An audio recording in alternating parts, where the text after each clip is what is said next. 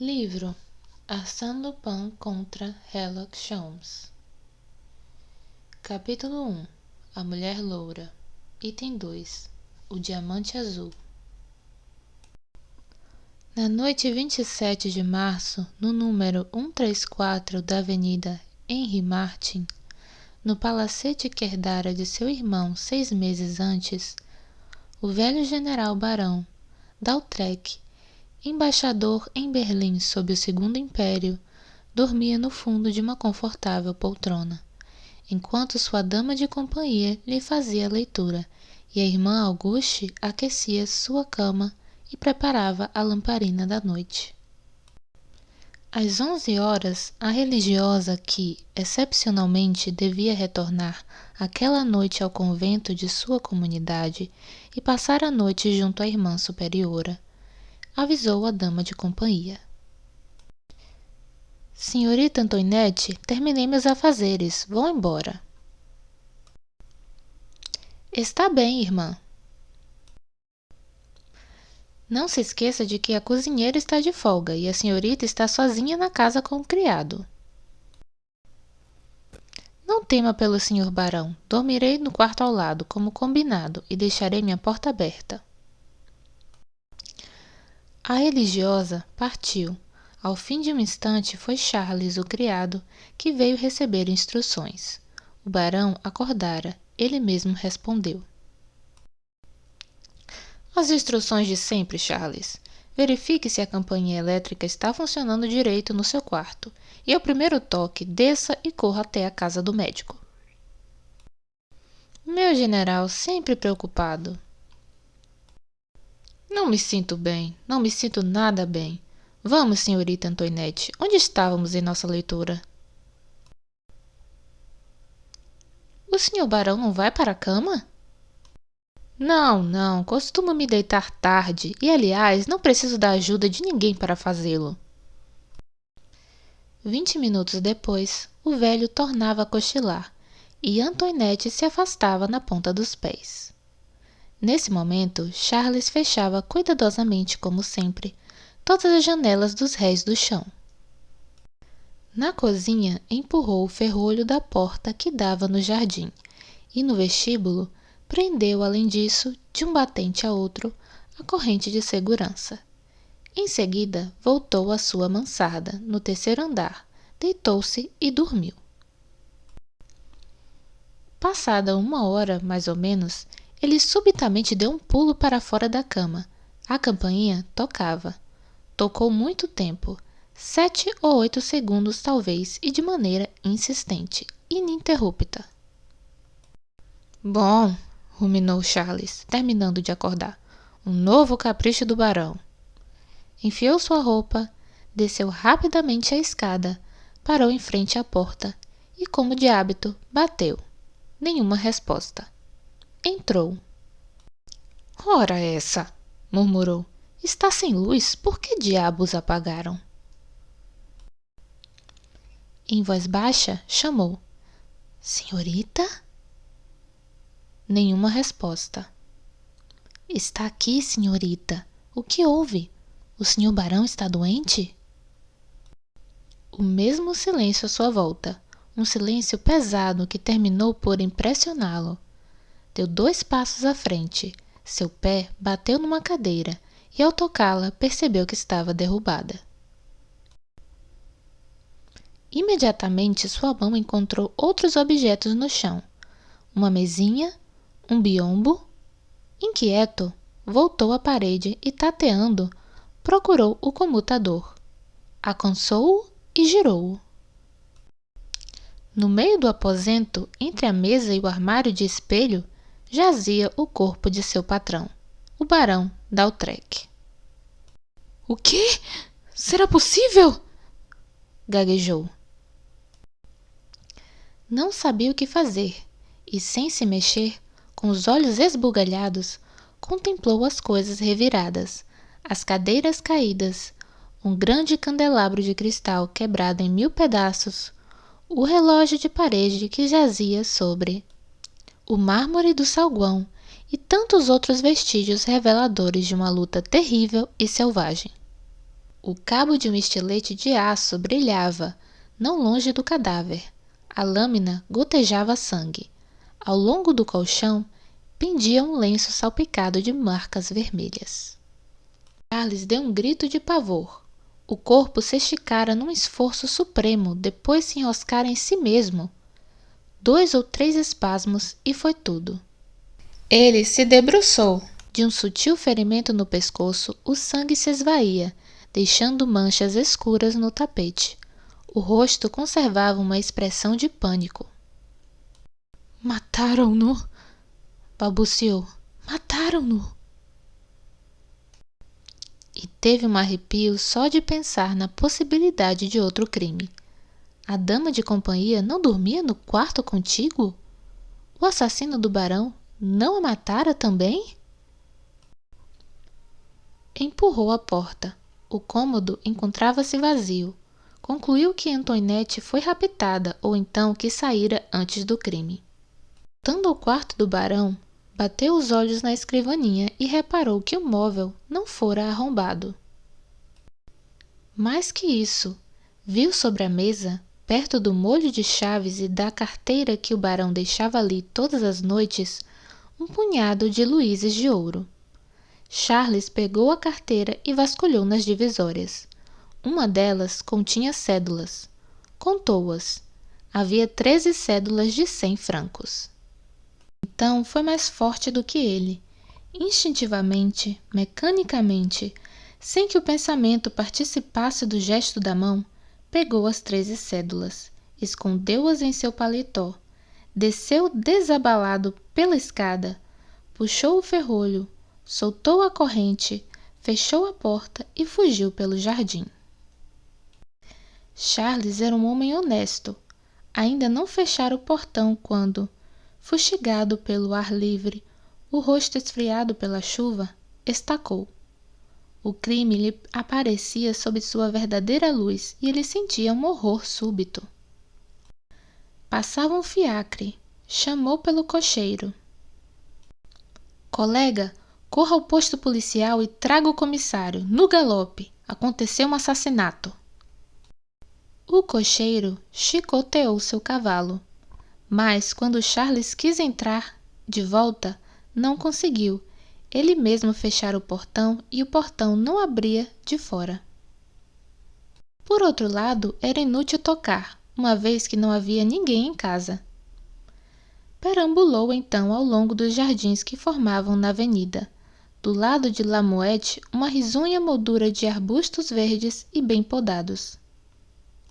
E foi só depois de 1 hora de espera que pôde finalmente contar ao comissário os detalhes do crime e lhe entregar em mãos as 13 cédulas.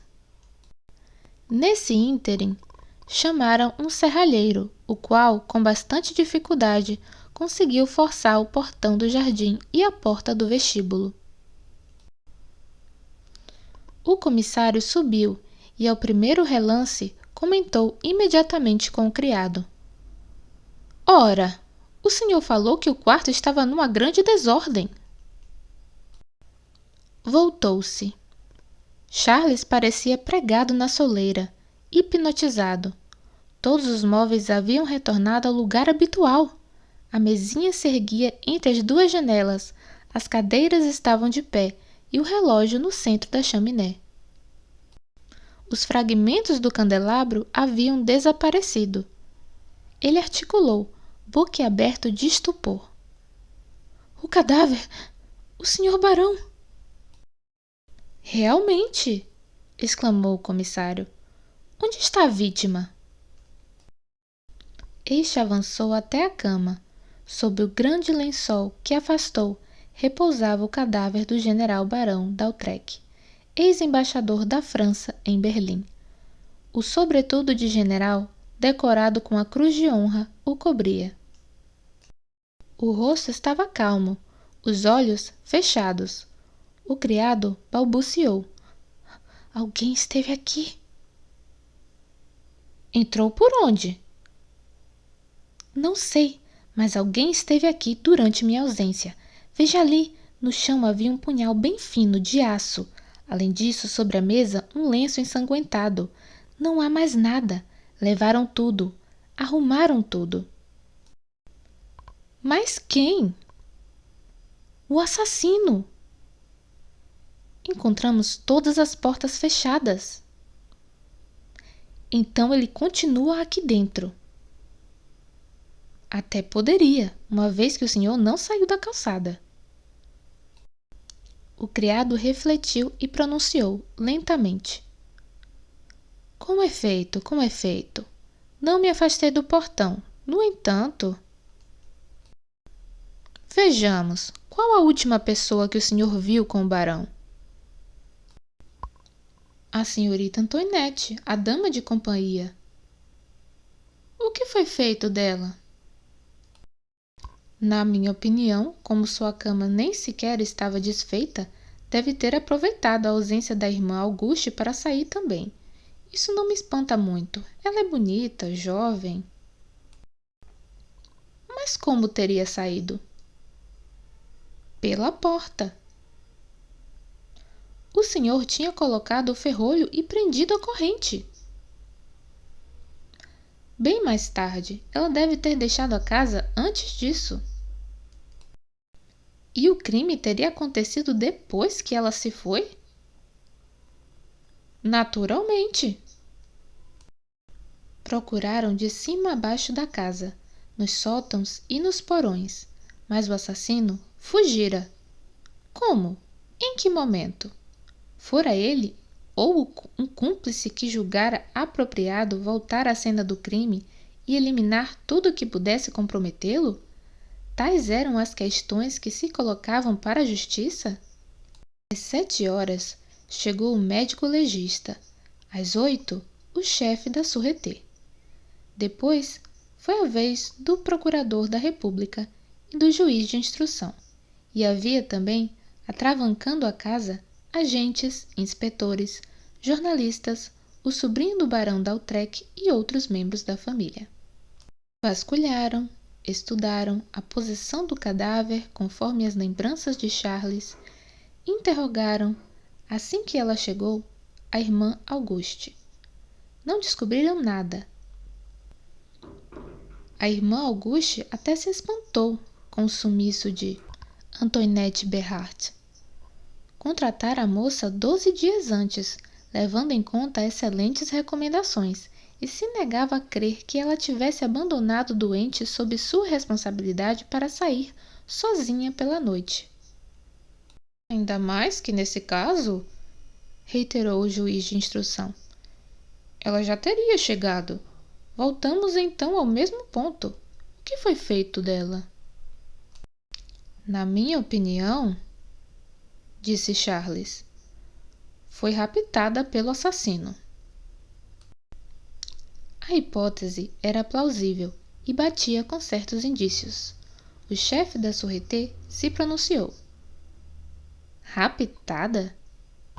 Pois isso me parece inverossímil.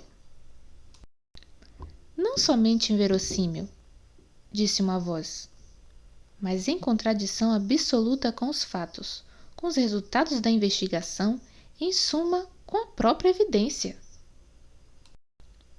A voz era rude, a entonação brusca, e ninguém se surpreendeu ao reconhecer Ganimard.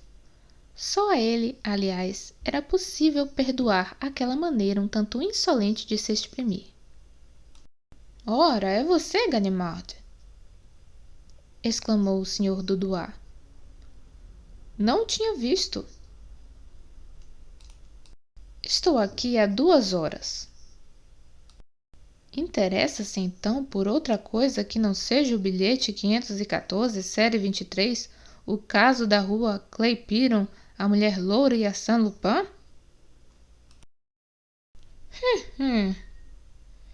Riu o velho inspetor, com desdém. Eu não afirmaria que Lupin estivesse alheio ao caso que nos ocupa, mas deixemos de lado até segunda ordem a história do bilhete de loteria e vejamos do que se trata. Ganimard não é um desses policiais de grande envergadura, cujos procedimentos fazem escola e cujo nome permanecerá nos anais judiciários. Faltam-lhe esses rasgos de gênio que iluminam os Dupin, os Lecoq e os Sherlock Holmes. Sim, possui excelentes qualidades medianas de observação, sagacidade, perseverança e até mesmo intuição. Mas o que o distingue é de fato a independência absoluta no trabalho. Nada a não ser talvez a espécie de fascinação que Arsène Lupin exerce sobre ele, nada o perturba nem influencia. Seja como for, seu papel naquela manhã não careceu de brilho e sua colaboração foi daquelas que um juiz pode apreciar.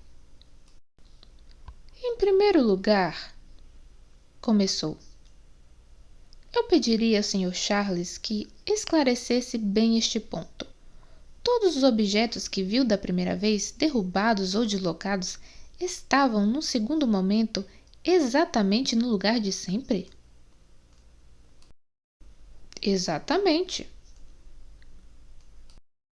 Logo, é evidente que só puderam ter sido recolocados em seus lugares por uma pessoa que conhecesse o lugar de cada um desses objetos. A observação impressionou os presentes. Ganimard prosseguiu. Outra pergunta, Sr. Charles. O senhor foi despertado por uma campainha. A seu ver, quem o chamava? O Sr. Barão, óbvio. Admitamos que sim. Mas em que momento ele teria tocado? Após a luta, enquanto agonizava. Impossível.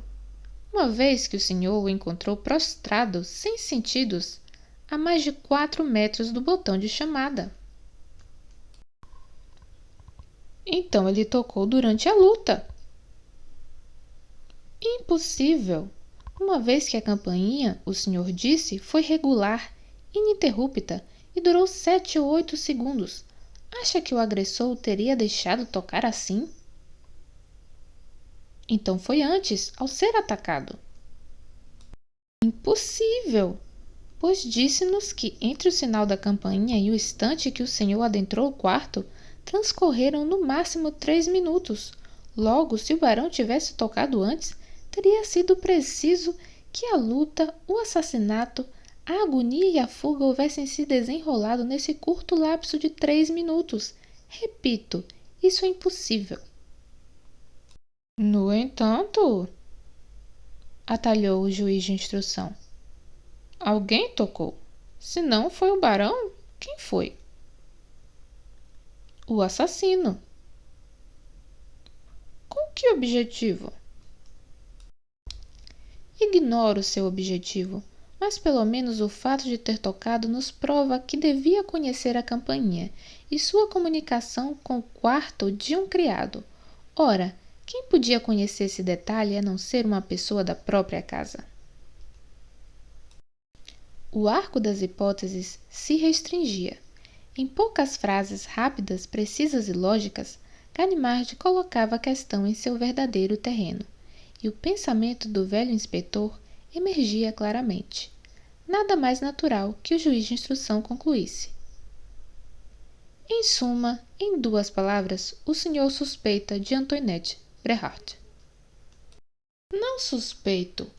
Acuso-a. Acusa-a de ser a cúmplice? Acuso-a de ter matado o general Barão d'Autrec. Ora, vamos, e qual é a prova? Esse tufo de cabelo que descobri na mão direita da vítima, em sua própria carne, onde as pontas de suas unhas o arrancou. Mostrou os fios de cabelo, eram de um louro cintilante, luminoso como fios de ouro, e Charles murmurou. É de fato o cabelo da senhorita Antoinette, não há como errar. E acrescentou. E depois tem outra coisa. Acho que a faca, a que não vi mais da segunda vez, lhe pertencia. Ela usava para cortar as páginas dos livros. O silêncio foi longo e penoso, cometido por uma mulher, O horror do crime parecia aumentar. O juiz de instrução ponderou. Vamos supor, até maiores esclarecimentos, que o barão tenha sido morto por Antoinette Bréhat. Ainda faltaria explicar como ela pôde sair depois do crime para voltar após a partida do Sr. Charles e ainda sair novamente antes da chegada do comissário. Tem alguma opinião a respeito, Sr. Ganimard? Nenhuma. Então, Ganimard pareceu confuso. Por fim, pronunciou-se, não sem um esforço visível. Tudo o que posso dizer é que encontro aqui o mesmo procedimento do caso do bilhete 514-23. Fenômeno que pode muito bem ser entendido como uma faculdade de desaparecer. Antoinette Bréhat aparece e desaparece nesta mansão tão misteriosamente como Arsène Lupin invadiu a casa do Dr. Detinan e escapou na companhia da mulher loura. O que significa? O que significa que não posso me abster de pensar nessas duas coincidências, no mínimo bizarras.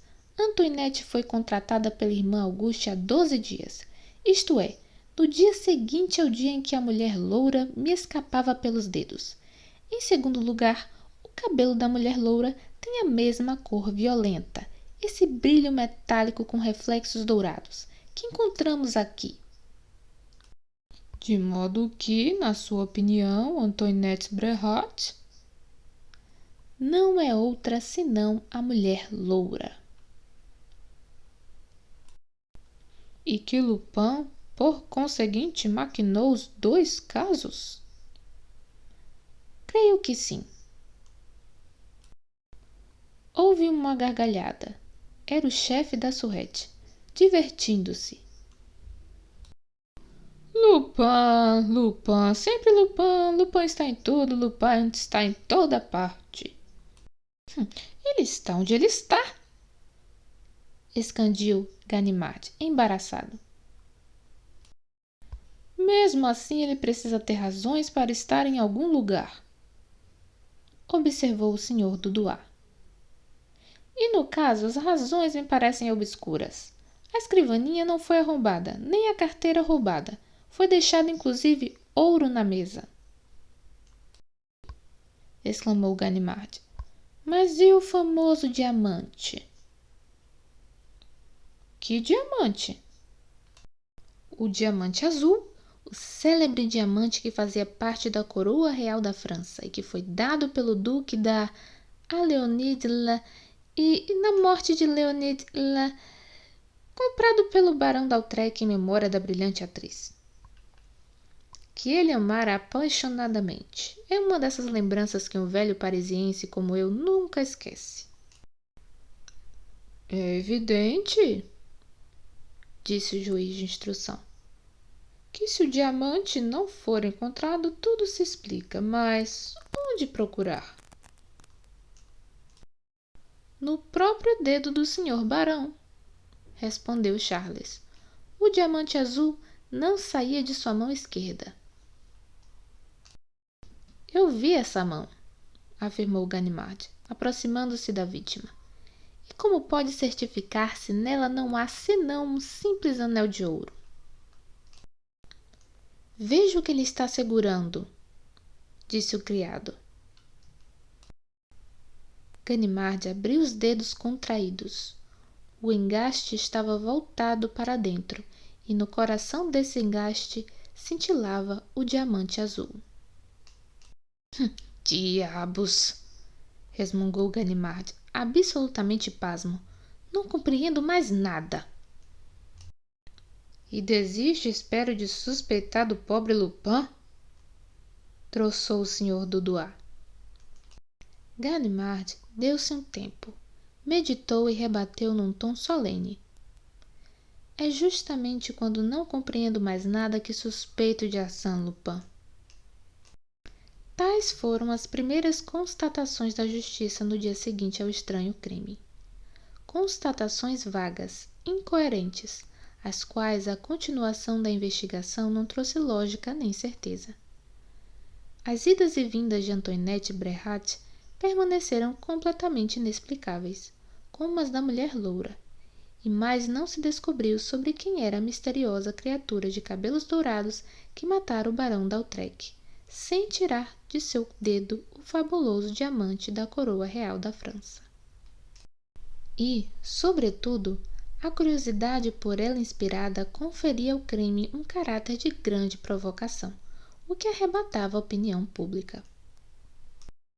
Os herdeiros do barão D'Autrec não podiam senão se beneficiar de tal propaganda. Promoveram na Avenida Henri Martin, na própria mansão, uma exposição dos móveis e objetos a ser vendidos no leiloeiro Drouot. Móveis modernos e de mau gosto, objetos sem valor artístico, mas no centro da sala, sobre um pedestal forrado com veludo grenat, protegido por uma redoma de vidro e vigiado por 2 agentes, cintilava o anel com o diamante azul. Diamante magnífico, enorme, de pureza incomparável e do azul indefinível que a água clara rouba do céu que ela reflete, azul que adivinhamos em superfícies alvas e radiantes. Todos se admiravam, se extasiavam e olhavam com pavor o quarto da vítima, o lugar onde caíra o cadáver, o assoalho livre do tapete ensanguentado, e as paredes, sobretudo, as paredes intransponíveis através das quais passara a criminosa. Verificavam se o mármore da lareira não podia ser deslocado, se tal canelura do espelho não escondia uma estrutura giratória.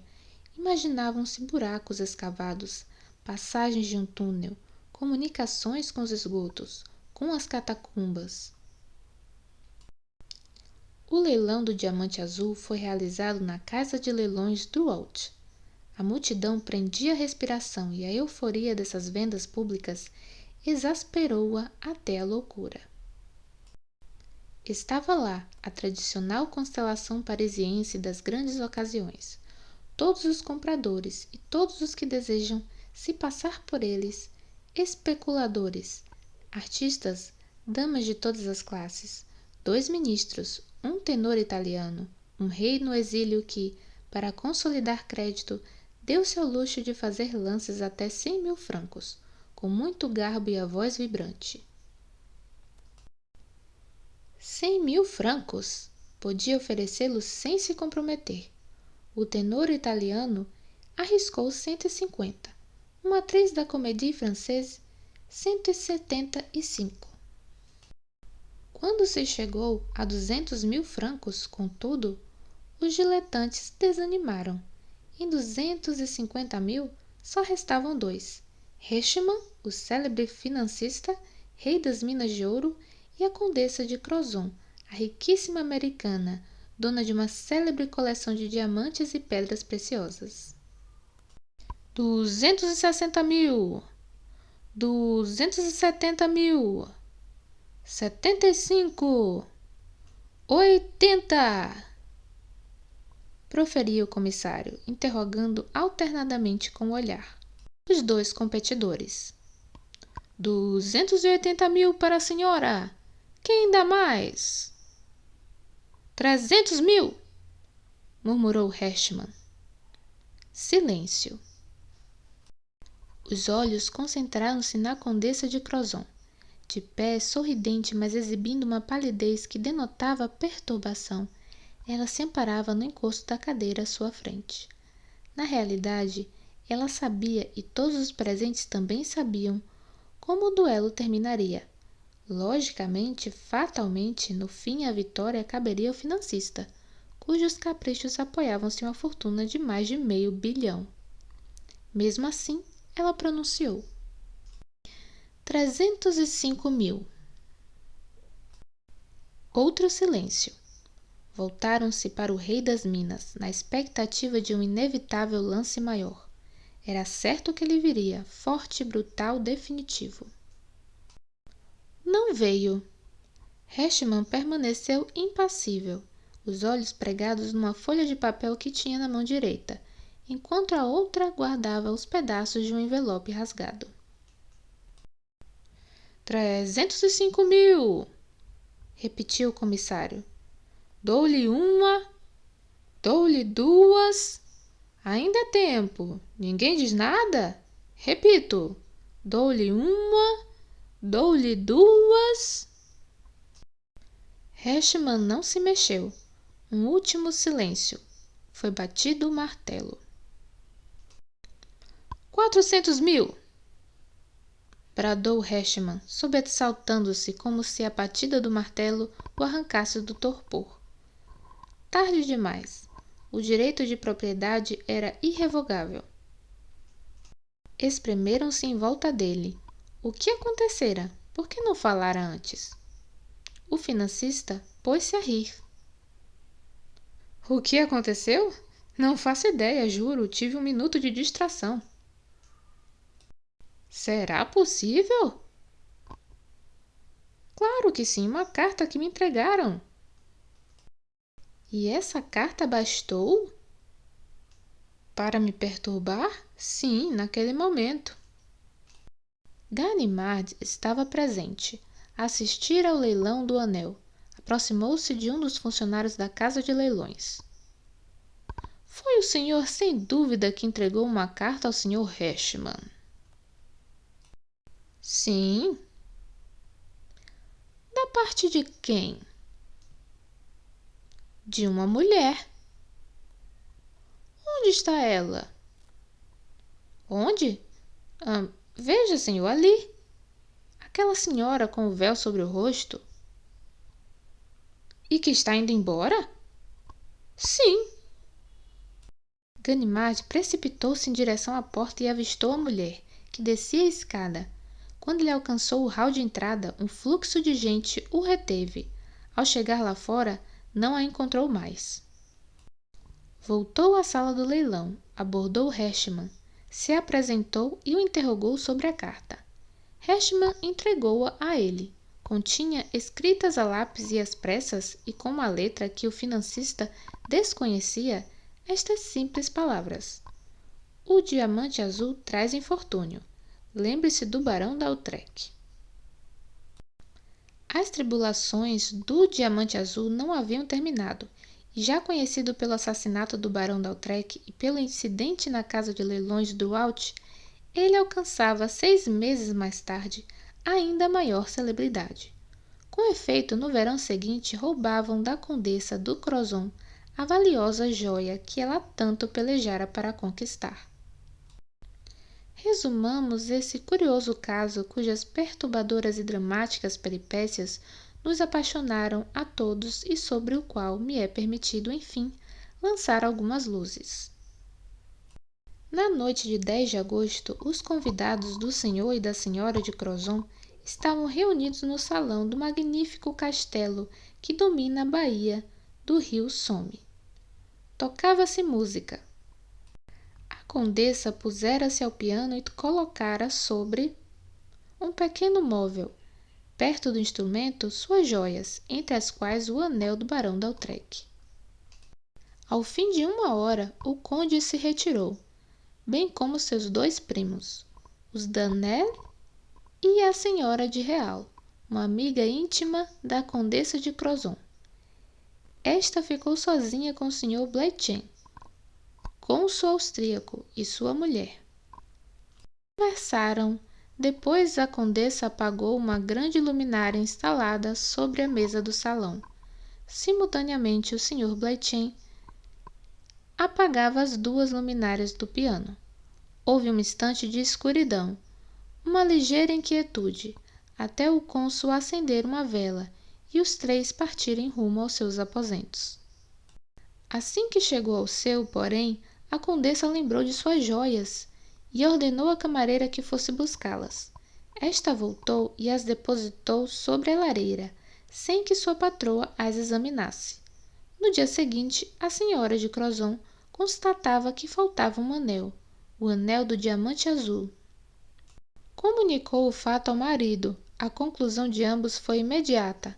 A camareira estando acima de qualquer suspeita, o culpado só poderia ser o Sr. Bleichen. O conde avisou ao comissário central de Amiens que abriu um inquérito e discretamente organizou um grande cerco a fim de que o cônsul não pudesse vender nem remeter o anel a qualquer parte. Dia e noite agentes cercaram o palacete. Após 2 semanas transcorrerem sem qualquer incidente, o Sr. Bleichen anuncia sua partida. Nesse dia, uma queixa é depositada contra ele. O comissário intervém oficialmente, ordenando a revista de suas bagagens. Num saquinho cuja chave anda sempre com o cônsul, encontra um frasco de pó dentifrício e nele o anel. A senhora Bleichen desmaia. Seu marido é detido. Lembramos o sistema de defesa adotado pelo acusado. Ele não consegue explicar a presença do anel. Dizia senão por uma vingança do Sr. Crozon. O conde é bruto e faz sua mulher infeliz. Tive uma longa conversa com ela e aconselhei-a vivamente a se divorciar.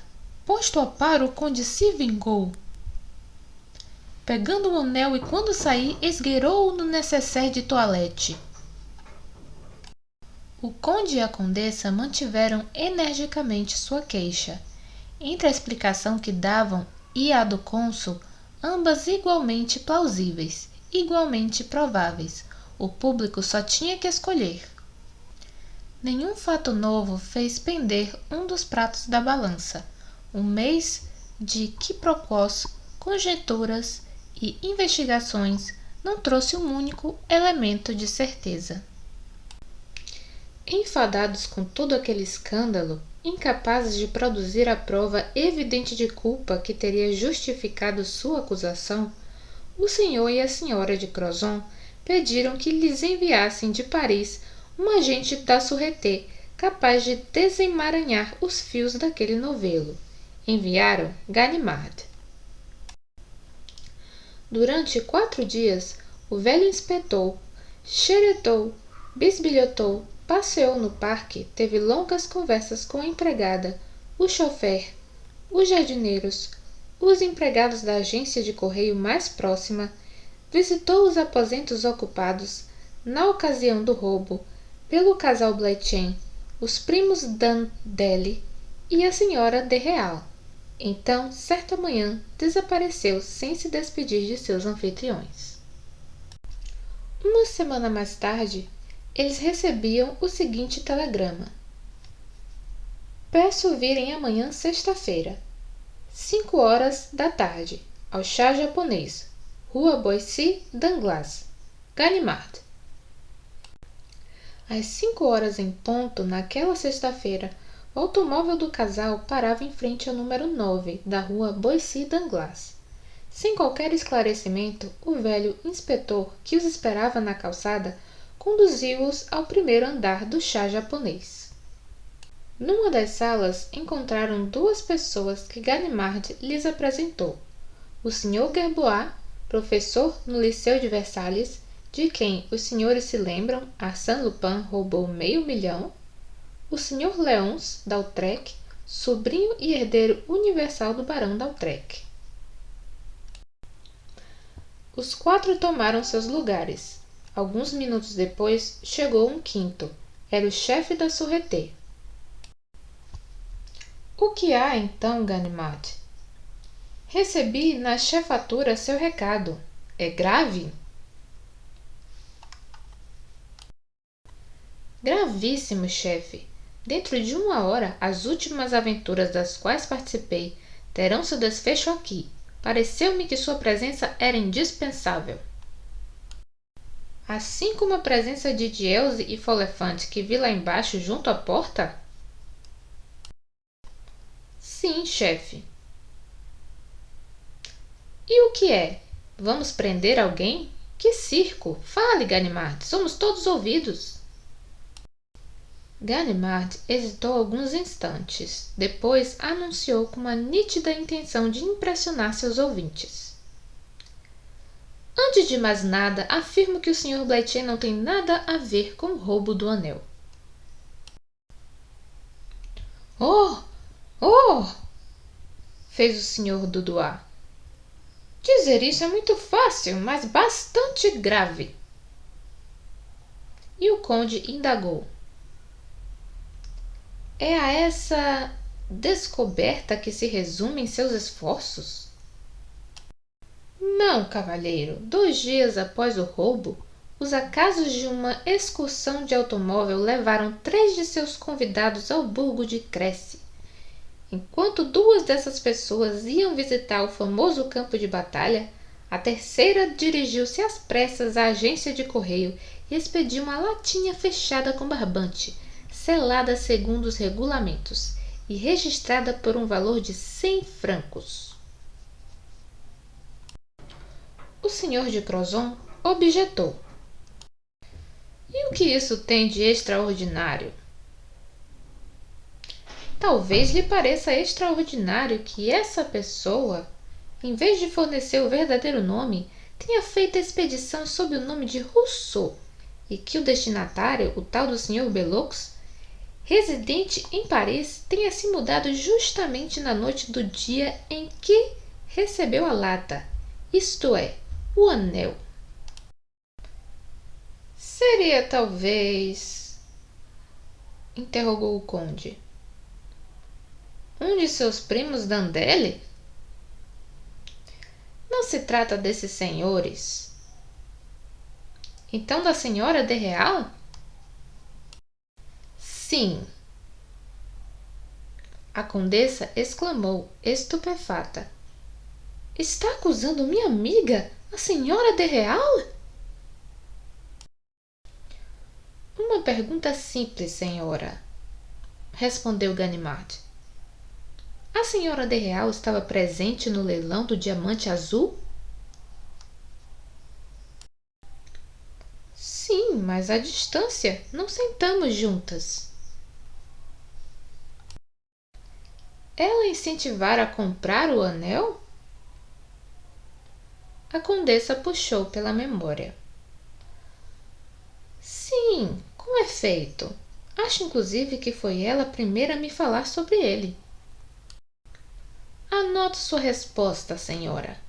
Está bem estabelecido que foi a senhora de Real a primeira a lhe falar desse anel e que a incentivou a comprá-lo. No entanto, minha amiga é incapaz. Perdão. A senhora de Real é apenas sua amiga de ocasião e não sua amiga íntima, como os jornais noticiaram, o que afastou dela as suspeitas. A senhora a conheceu no último inverno. Ora, sinto-me em condições de lhe demonstrar que tudo que a senhora de Real lhe contou sobre ela, seu passado, suas relações, é absolutamente falso e que a senhora Blanche de Real não existia antes de tê-la conhecido e que não existe no presente momento. E daí? E daí? Fez Ganimard. Sim, toda essa história é muito curiosa, mas em que se aplica ao nosso caso? Supondo que a senhora de Real tenha se apoderado do anel, o que não está em absoluto provado, por que o esconde no pó dentrifício do Sr. Bletchin? Que diabos? Quem se dá o trabalho de roubar o diamante azul deve querer ficar com ele. O que tem a responder a isso? Eu? Nada. Mas a senhora de Real responderá. Ela então existe? Existe sem existir. Em poucas palavras, ouçam. Há 3 dias, no jornal que leio diariamente, vi encabeçando a lista dos estrangeiros em Trouville, Hotel Beau-Rivage, Senhora de Real, etc. Compreendam que, naquela noite, eu também estava em Trouville e interrogava o diretor de Breuvage. Segundo a descrição e alguns indícios que colhi, essa senhora de Real era de fato a pessoa que eu procurava, mas ela já desocupara seu quarto no hotel, deixando como seu endereço Paris, 3, Rua do Colisée.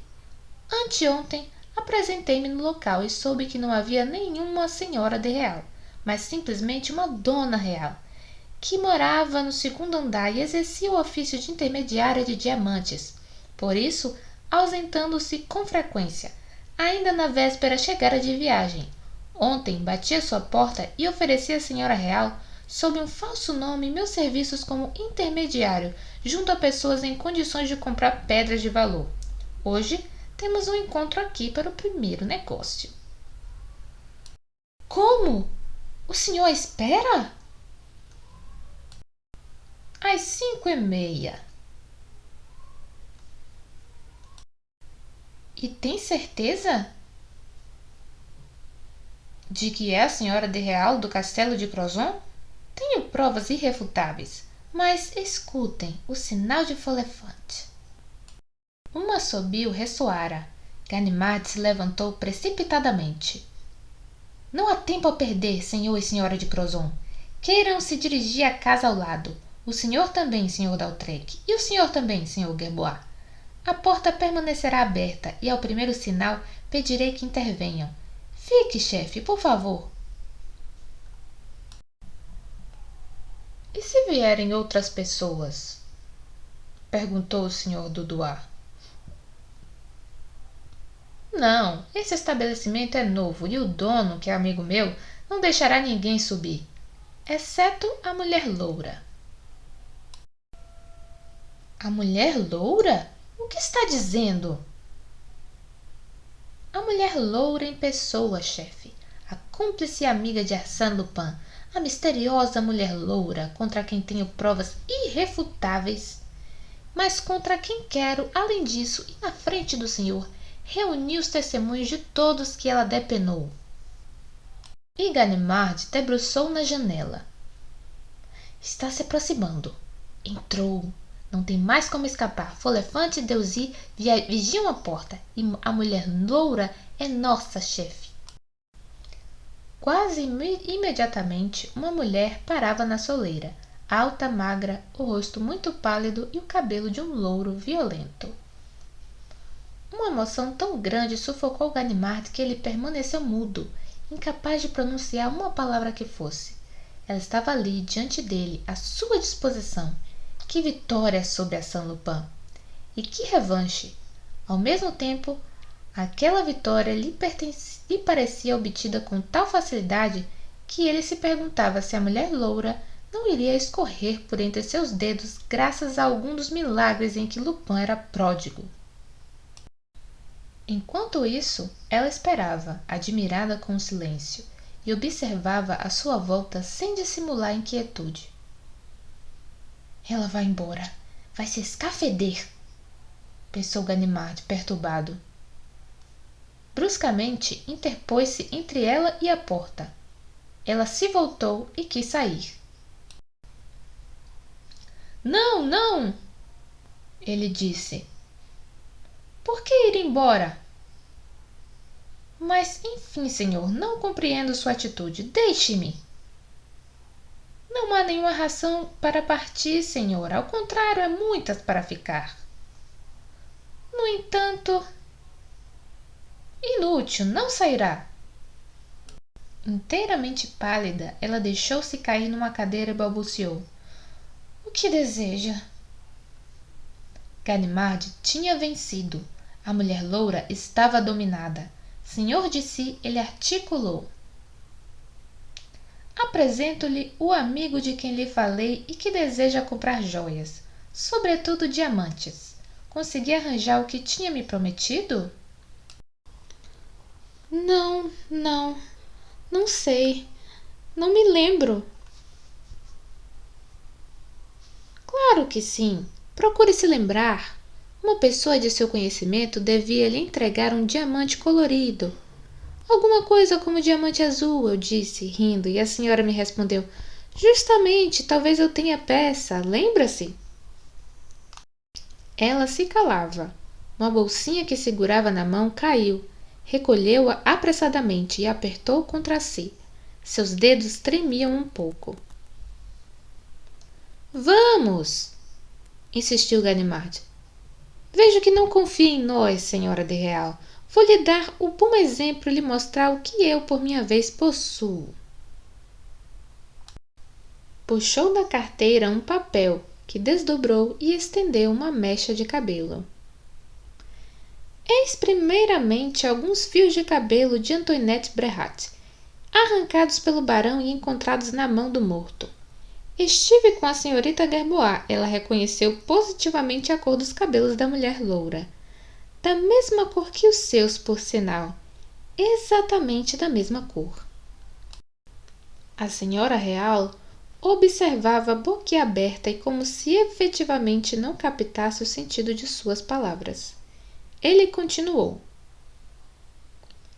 E agora eis 2 frascos de perfume, sem rótulo, é verdade, e vazios, mas ainda bastante impregnados desse perfume, para que a senhorita Gerbois pudesse, esta manhã mesmo, neles, distinguir o perfume da mulher loura, que foi sua companheira de viagem durante 2 semanas. Ora, um desses frascos provém do quarto que a senhora de Real ocupava no castelo de Crozon, e o outro do quarto que a senhorita ocupava no hotel Breuvillage. O que está dizendo? A mulher loura? O castelo de Crozon?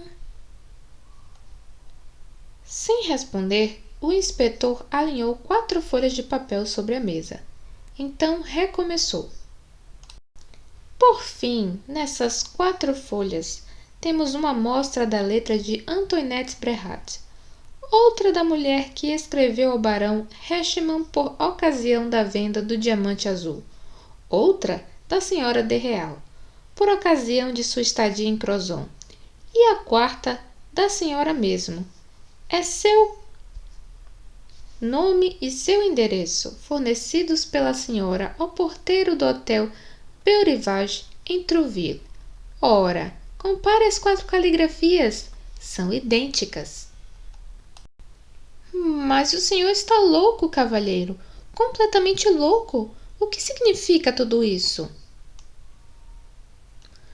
Significa, madame, exclamou Ganimard com grande agitação, que a mulher loura, amiga e cúmplice de Arsène Lupin não é outra senão a senhora.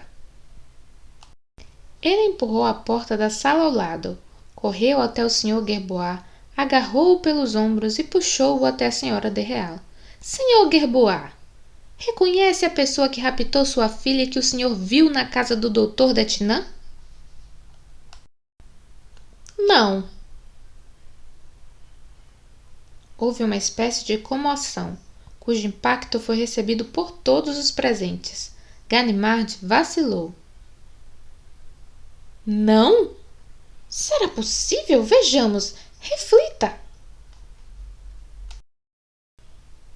Já refleti. A senhora é loura como a mulher loura, pálida como ela, mas não se parece em nada com ela. Não posso acreditar. Um engano desses é inadmissível. Sr. D'Autrec, reconhece Antoinette Bréhat? Vi Antoinette Bréhat na casa do meu tio. Não é ela. E madame tampouco é a senhora de Real, afirmou o conde de Crozon. Era o golpe de misericórdia. Ganimard, atordoado, não se mexeu mais, permanecendo cabisbaixo, com os olhos fugidios. De todas as suas conjecturas não restava nenhuma. O edifício desmoronava. O senhor Dudois se levantou. Perdoe-nos, senhora. Houve uma confusão lamentável e peço que esqueça. Só o que não me parece justificado é a sua perturbação, sua atitude bizarra desde que está aqui. Meu Deus, senhor, eu estava com medo. Há mais de 100.000 francos em joias na minha bolsa. E as atitudes do seu amigo não me pareciam nada tranquilizadoras. E suas ausências constantes? São exigências de minha profissão, concorda? O senhor Dudois não soube o que responder. Voltou-se para o seu subordinado. O senhor colheu suas informações com uma leviandade deplorável, Ganimard, e ainda há pouco se comportou de maneira deselegante com a senhora. Venha se explicar no meu gabinete. O interrogatório terminara. O chefe da Sûreté se dispunha a partir quando aconteceu um fato realmente desconcertante. A senhora real se aproximou do inspetor e lhe disse: "Ouvi que se chama Sr. Ganimard. Estou enganada?" "Não." "Nesse caso, essa carta deve ser para o senhor.